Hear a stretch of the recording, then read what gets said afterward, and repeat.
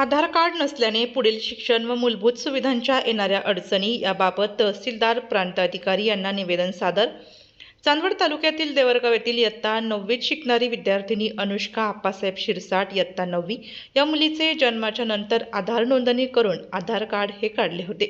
मात्र काही कालांतराने आधार कार्ड हे नूतनीकरण केले नसून तेच कार्ड शाळेतील शालेय कामासाठी वापरण्यात आले असून मात्र शाळेतील शिक्षक वर्गांनी सांगण्यात आले की तुझे आधार कार्ड कार्यान्वित नाही व ते चालणार नाही असे सांगून मला आधार अपडेट करण्यासाठी सांगितले।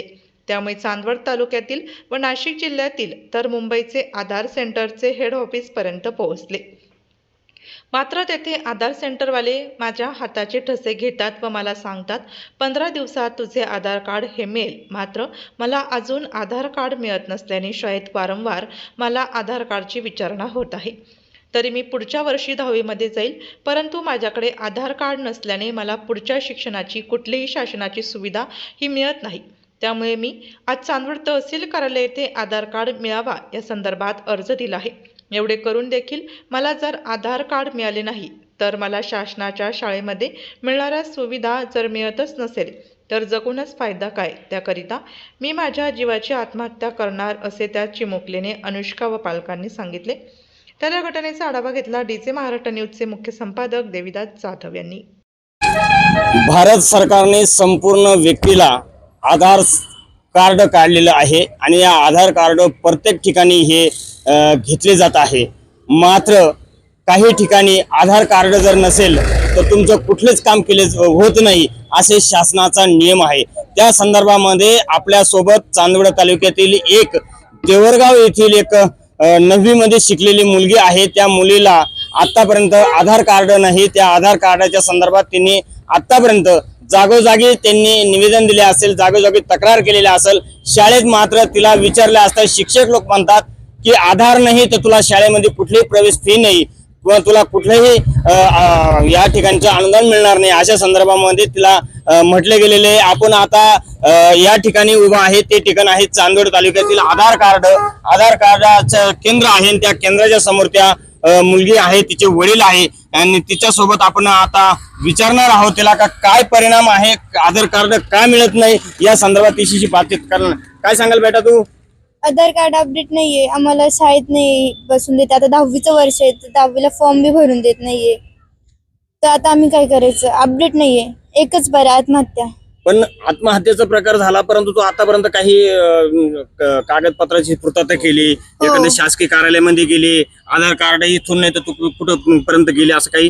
हो, चांदवड तालुक्यातील पूर्ण आधार कार्ड सेंटर, नाशिक, मुंबईपर्यंत गेली तरी ते कार्ड होत नाही। काय म्हणतात ते बोलताय की डीएक्टिव्हिटी आहे, नंतर बोलताय की 15 दिवसांनी येईल, पोस्टाने येईल, मेल येईल, काहीच येत नाहीये।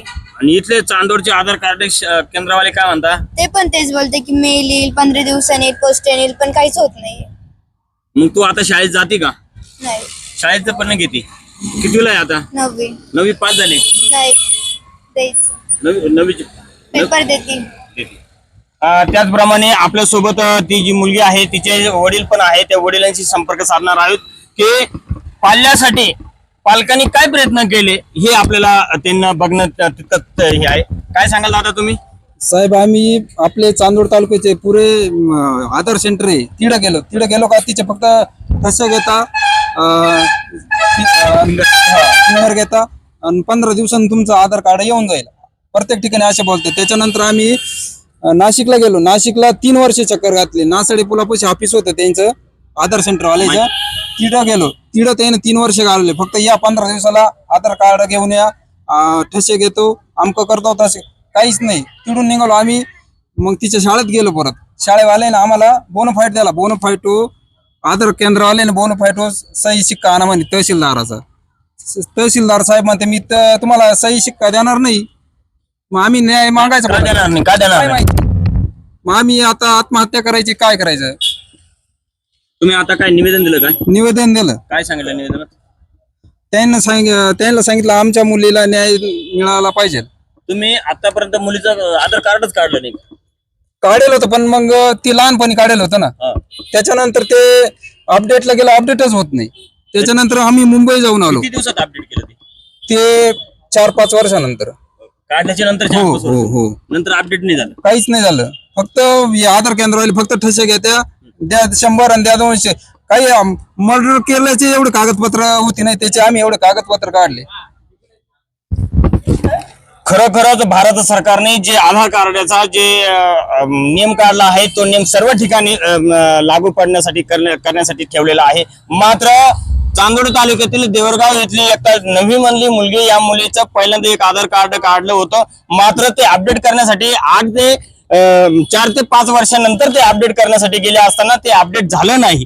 त्यामुळे तिला आता आधार कार्ड मिळत नाही, ते कार्ड आता अपडेट होत नाही. मात्र तिचं शिक्षण आता मात्र इथून पुढे तिचा 10वीचा वर्ष आहे, ती 10वीच्या वर्षी कशी जाणार हा पालकांना आणि त्या मुलींना तिथं मात्र मोठा प्रश्न पडला आहे.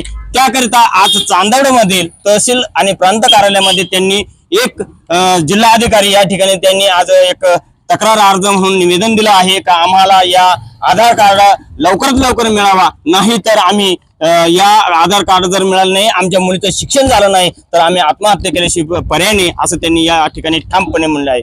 DJ महाराष्ट्र न्यूज साठी देविदास जाधव, चांदवड.